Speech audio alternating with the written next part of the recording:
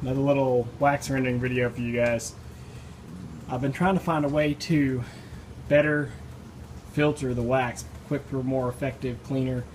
And what I'm doing now, since this cooker has a domed lid on it, what I've done is I put some water in there as a heat source, you know, the steam or whatever, which really I don't want it to steam because I don't want it to boil, but it's just gives it a hot atmosphere inside there. And then I've taken this screen, vinyl screen, stretched it across the pan. I tucked it into the edge so it holds in there. Basically, the heavier weight I put on top of the screen, that's the more weight that's on the pan, so it helps hold it. But it's not wired in place or anything, it's just tucked in. And then laid a paper towel across it, you can see here, and then put my beeswax in there. You can see the dark stains on the sides. That's where I laid chunks of beeswax about an hour ago on here. So it's all melted through, and you can see how much dirt and crap it left behind. And those dark stains are just perfect where the beeswax was sitting. So I put a new piece on here now. I just put it in here. It's already soft to the touch, but we're just going to put this lid back on and just let it do its thing. But I wanted to show you all that as an idea because I told my wife, oops, hang on a second, my paper towel messed up. I told my wife I wanted to basically do the same thing but in the oven in the house. I wanted to put, you know, a pan, a water pan for the wax to catch in, and then stretch a screen across it and melt it down like that in the oven. She was like, well, you know, I don't know if I want it in the oven because it might make the house stink or whatever. So I rigged it up on this. It's working great. I would still tell you that really the greatest, best passive way to melt beeswax is a solar wax melter, but you know, mine is for some reason I just don't like it. I've used it once or twice before and I just kind of quit. And ever since I quit using it before, I never have got back into using it again. And I really need to.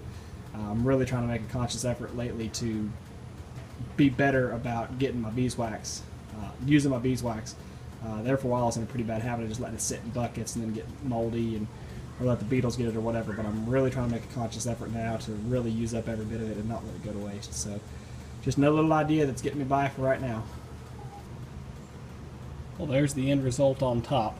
That's all the slum gum that's left over. Funny how this has that kind of more tan, muddy color to it. That was the last stuff to be melted down. All this darker stuff was the original, but what I'm going to do here is go ahead and peel off this paper towel and peel off the screen, and what's inside will still be all liquid molten, I'm sure, because I just turned the heater off.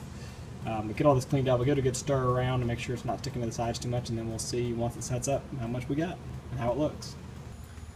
Well, there's the finished product. Looks really good. It looks really clean, very, very clean. But unfortunately it's stuck to the sides of the pan, so I guess I didn't have enough water in here. I'm going to have to actually turn the heat on and melt this thing a little bit just to get it turned loose from the pan. It looks very, very clean, a little bit lighter in color. Got kind of almost like a milky yellow color to it now, or milky orange. But looks good. I'm happy with that. I'm happy with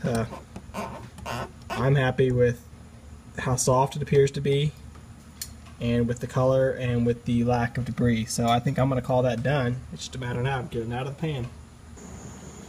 Well, there you have it, folks. And ain't that pretty. Came out to be 7.2 pounds of beeswax. So not bad at all. I like it. A little bit of dirt I just got on there, just having to wedge it out. But what I had to do was, I mean, it's a pretty hefty block. It had itself glued in the cooker, and so I had to turn the cooker on for 30 minutes and put more water on top of it to float it loose, and then turn it on for 30 minutes. And even then I had to reach in there with my little pry bar and scrape around the edges to pop it loose. But once I got it popped loose, it floated up to the top, and then I just got underneath one side and pulled it out. So that's what that little bit of debris is there, some stuff that kind of scraped loose. But yeah, 7.2 pounds, still a little soft right now, so I can't really put it down. We got a little bit of propolis on the bottom that I'll scrape off, but other than that, that is some fine looking beeswax, if I do say so myself. And hey, you know what? I know that if I were to go to Hobby Lobby and buy, I shouldn't say that name, if I were to go to a hobby store and try to buy some beeswax, it would cost me 15 bucks a pound. Now that's for the nice pure white grade beeswax, whatever that means. But I can tell you that beeswax has got chemicals in it. Now this probably does too, just because, you know, I've read an article that pretty much all beeswax has chemicals in it, no matter what you try to do. It's going to have residual chemicals in it. But I know this is a little bit less chemically, just because I don't run chemicals in my hive, and this came from my hive. So it's at least been been filtered out at least once. It's a little bit less chemicals. So hey, you say if I can get $15 a pound and this is 7 pounds, what's that come out to? 105? I don't know. My math's not real good. 90? Yeah. 105 bones. Not a whole lot, but you know what? If you didn't know better, you just throw it away. So do not throw away your beeswax. Render it down, find a use for it.